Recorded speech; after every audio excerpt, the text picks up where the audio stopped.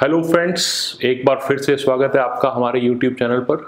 जैसा आप सभी जानते हैं, हम यहाँ पेपर 2 कॉमर्स के कुछ यूनिट्स की प्रैक्टिस कर रहे हैं और अभी हम कर रहे हैं यूनिट 4 बिजनेस फाइनेंस, जिसके अंदर हमने लास्ट वीडियो पोस्ट किया था कैपिटल स्ट्रक्चर। तो कैपिटल स्ट्रक्चर के ही रिमेनिंग क्वेश्चंस हम आज करेंगे और कोशिश रहेगी कि इन दोनों वीडियो से कैपिटल स्ट्रक्चर चैप्टर आपका कंप्लीटली तैयार हो जाएगा एग्जाम पॉइंट ऑफ व्यू से। तो चलिए हम स्टार्ट करें विदाउट वेस्टिंग एनी टाइम।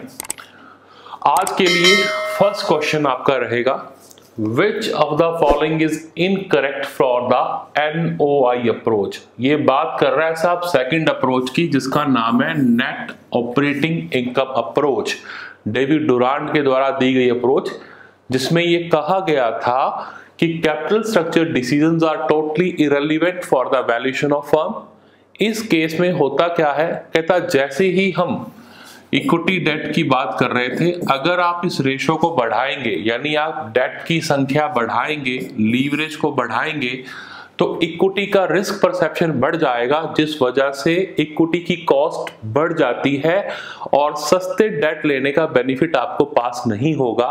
तो इसलिए इसने कहा था ओवरऑल कॉस्ट हमारी कांस्टेंट रहती है। बट आपसे पूछा क्या गया है, which of the following is incorrect.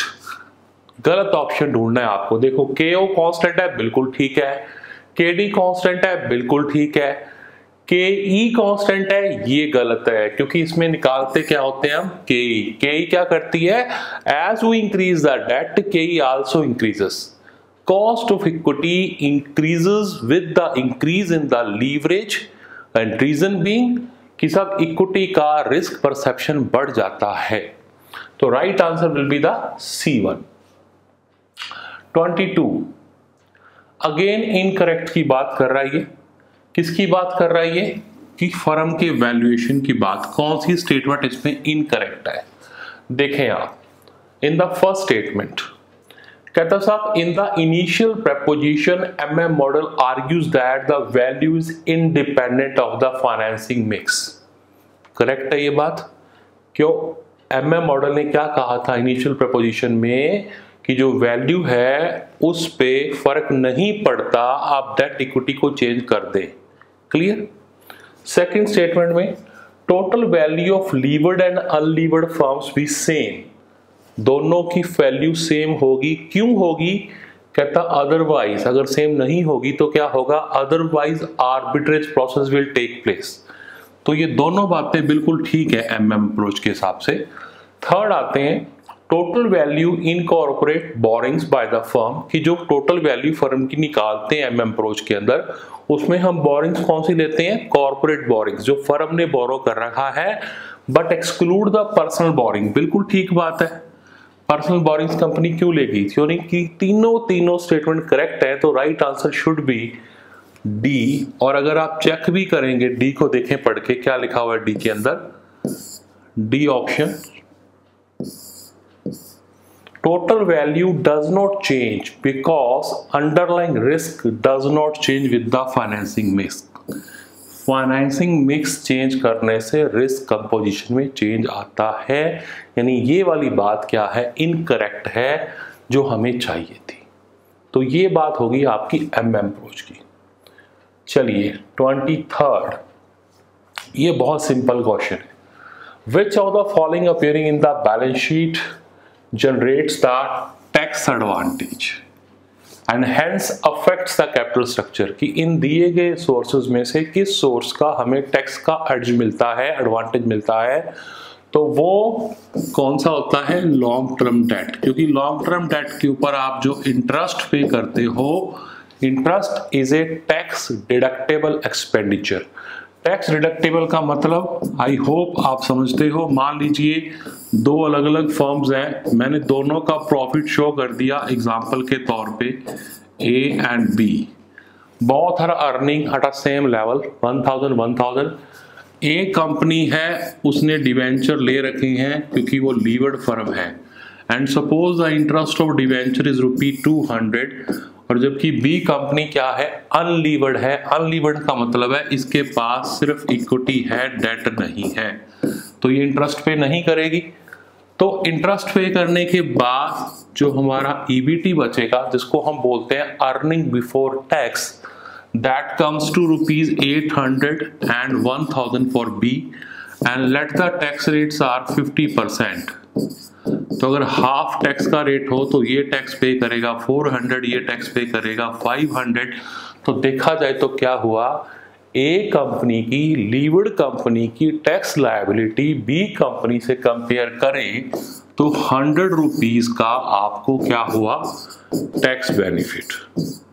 Tax benefit क्यों हो रहा है, ड्यू टू द इंटरेस्ट, क्योंकि ए कंपनी ने डिवेंचर हायर किए हुए हैं, वो इंटरेस्ट पे करेगी, तो इंटरेस्ट क्या है, टैक्स डिडक्टेबल।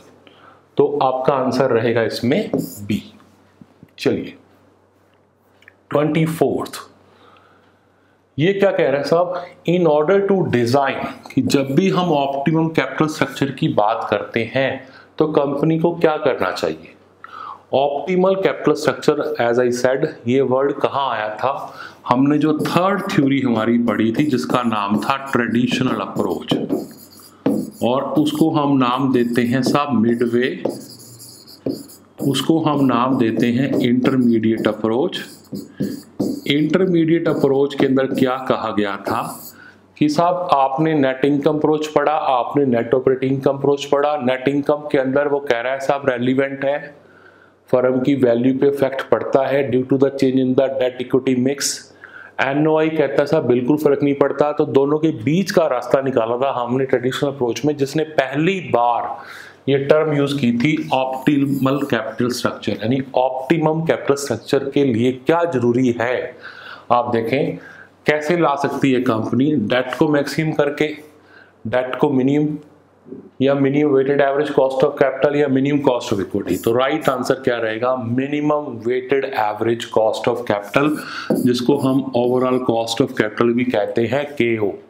तो चाहे weighted average cost of capital की बात करें, चाहे ओवरऑल कॉस्ट ऑफ कैपिटल की बात करें, when this cost it will be at a minimum level, then our optimum capital structure will come. Clear? Okay. 25th, बहुत simple question, capital structure of a firm influences the, कि हमारी firm का जो capital structure होता है वो किसको प्रभावित करता है। क्या फर्म का रिस्क यानी चेंज होता है कम ज्यादा, या रिटर्न ऑफ द इक्विटी। तो देखा जाए तो दोनों ही चेंज होते हैं।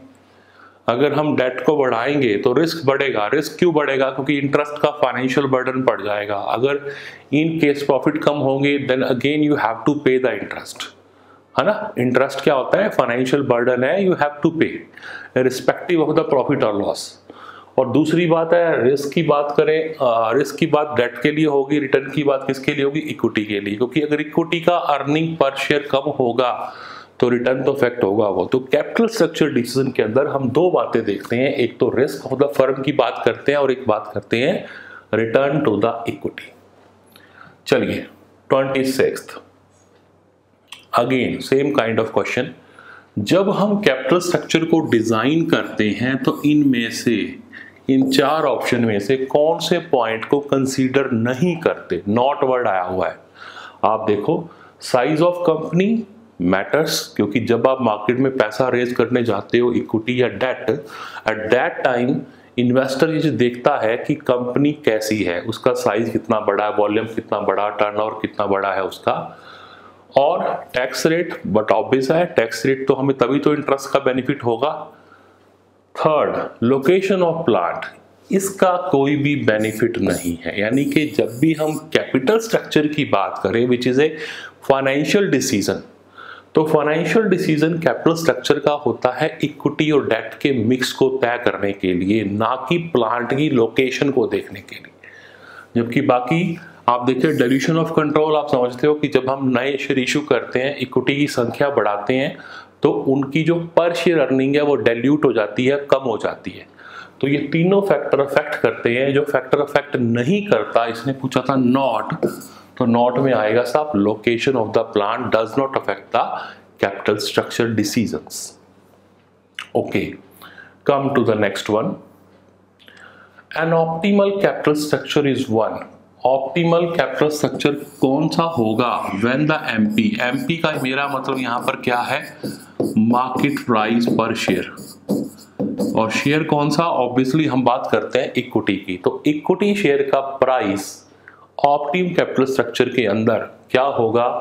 आप देखें, जीरो, मैक्सिमम, मिनिमम, मॉडरेट। तो हम क्या कहेंगे? It should be at a maximum level. हमारा वेल्थ मैक्सिमाइजेशन का ऑब्जेक्टिव कब कंप्लीट होता है? जब हमारे कंपनी के इक्विटी शेयर होल्डर का मार्केट प्राइस पीक रेट पे होता है। क्लियर है जी? चलिए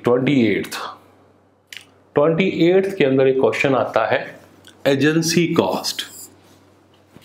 अब ये एजेंसी कॉस्ट होती क्या है?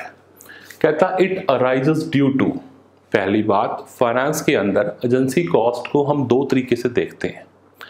वन है कि अगर कंपनी ने डेट इशू किए, या दूसरा कंपनी ने इक्विटी इशू किया। ठीक है, दो ही सोर्स हम यूज करते हैं ना। तो पहले तरीके से हम इसको पढ़ते हैं कि जब आप डेट इशू करेंगे तो आपका कलेक्शन का खर्चा बढ़ जाता है। ठीक है, date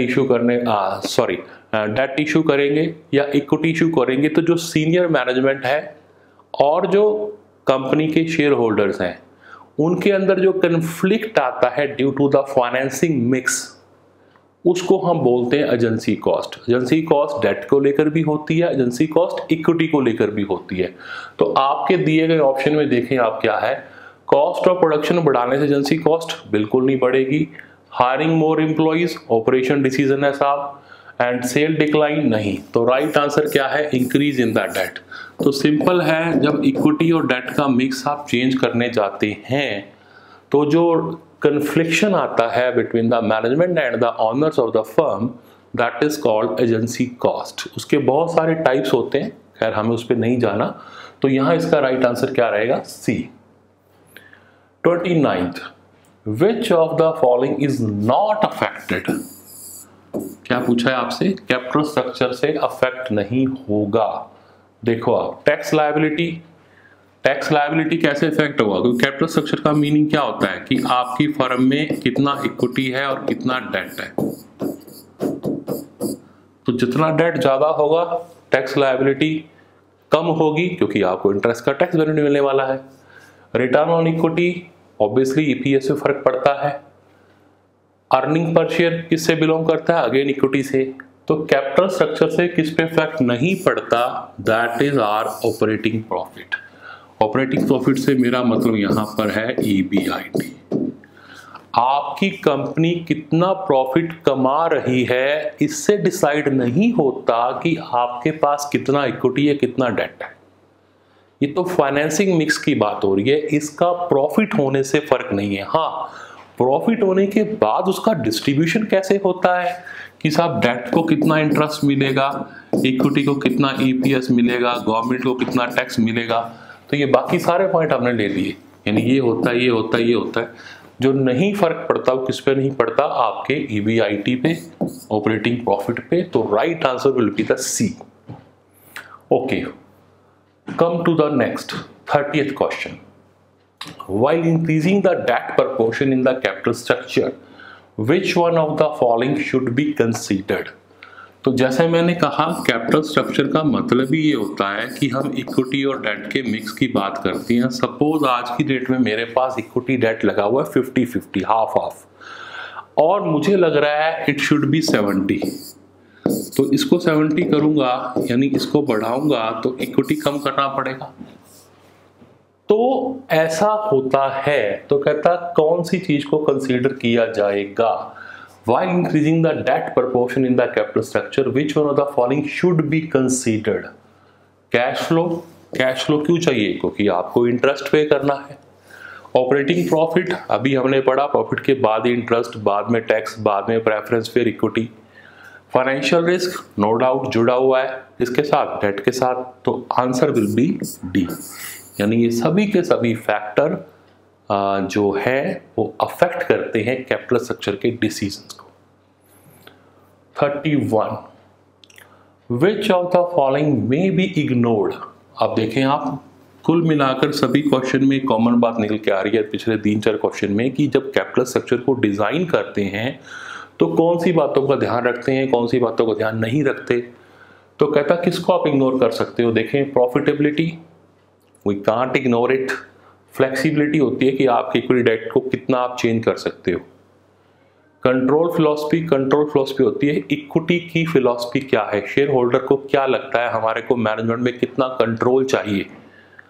and the political stability, this is non financial, इसका हमारे कैपिटल स्ट्रक्चर से कोई लेना देना डायरेक्टली नहीं है। इस क्वेश्चन के हिसाब से तीनों ऑप्शन डायरेक्टली इफेक्ट करते हैं, जो नहीं करता दैट इज पॉलिटिकल स्टेबिलिटी। तो right answer will be the D, क्योंकि पूछा क्या था जिसको हम इग्नोर कर सकते हैं, इन तीनों को इग्नोर हम नहीं कर सकते। क्लियर? चलिए सिंपल क्वेश्चन, एक कंपनी कितना amount, what is the maximum amount of a debt a firm can comfortably afford, कितना रेज कर सकती है मार्केट से, इसको हम नाम देते हैं डेट कैपेसिटी। मींस हमारी मार्केट से लोन लेने की क्षमता कितनी है, डेट को रेज करने की कैपेसिटी कितनी है, उसको क्या बोलते हैं, डेट कैपेसिटी। इससे बिल्कुल मिलता जुलता एक और क्वेश्चन है, आप देखें वहां मैंने बात की थी मार्केट से पैसा हायर करने की, रेस करने की। यहां मैं कह रहा हूं साहब, जो आपने मार्केट से पैसा उठा लिया है डेट के तौर पे, उसको क्या करना है, प्रिंसिपल को रीपे भी करना है और उसको इंटरेस्ट भी पे करना है। तो क्वेश्चन क्या कहता है, cash flow required during a period to meet the interest and repayment is known as, इस कमिटमेंट को हम क्या बोलते हैं, it will be called as a debt service coverage. आपको याद होगा रेशियो एनालिसिस में आपने एक रेशो निकाला था, date service coverage ratio. Means हमारी कंपनी के पास कितने कैश फ्लो, कितने प्रॉफिट्स हैं कि हम डेट को इजीली सर्व कर पाए। तो debt service coverage ratio will be the right answer in this question. Clear? I hope you are getting my questions. Okay, come to the next one.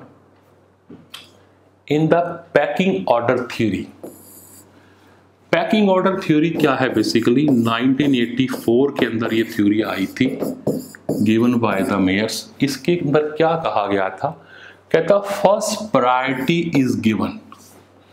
First priority basically packing order theory में क्या था कि जब भी कोई company market से fund raise करती है, उसके पास ऑप्शन क्या है। देखो अगर मैं ऑप्शन की बात करूं, we can raise a funds from equity, we can issue preference share, हम डिवेंचर ले सकते हैं साहब, और नहीं तो हम अपने इंटरनल सोर्स को यूज कर सकते हैं, जिसको हमने बोला था retained earnings. Internal source of funds होते हैं हमारे। तो पैकिंग ऑर्डर थ्योरी कहती है कि कोई भी कंपनी का जो मैनेजमेंट है वो कोशिश करती है कि सबसे पहले यहां से फंडिंग करवाएं। D will be the right answer, retain earnings.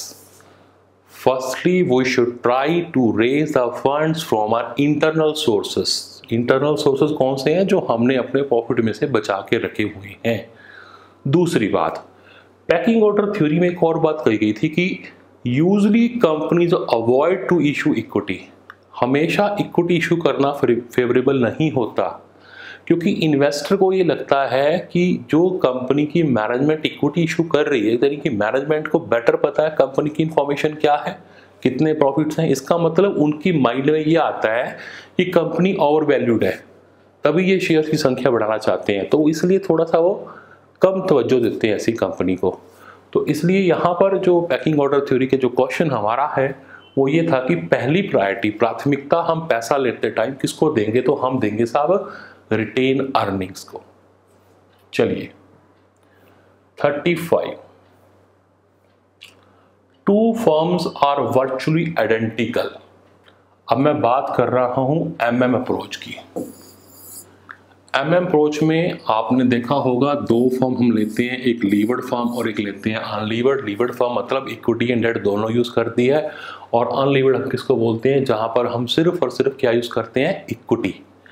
तो कहता है according to the MM approach, दो अलग अलग फर्म्स हैं दैट आर वर्चुअली आइडेंटिकल। दोनों में सब कुछ मिलता है, बट क्या नहीं मिलता, उनका कैपिटल स्ट्रक्चर, क्योंकि एक लीवर्ड है और एक क्या है, अनलीवर्ड है। They are selling in the market at the different values. उन दोनों के जो मार्केट वैल्यू है वो डिफरेंट है।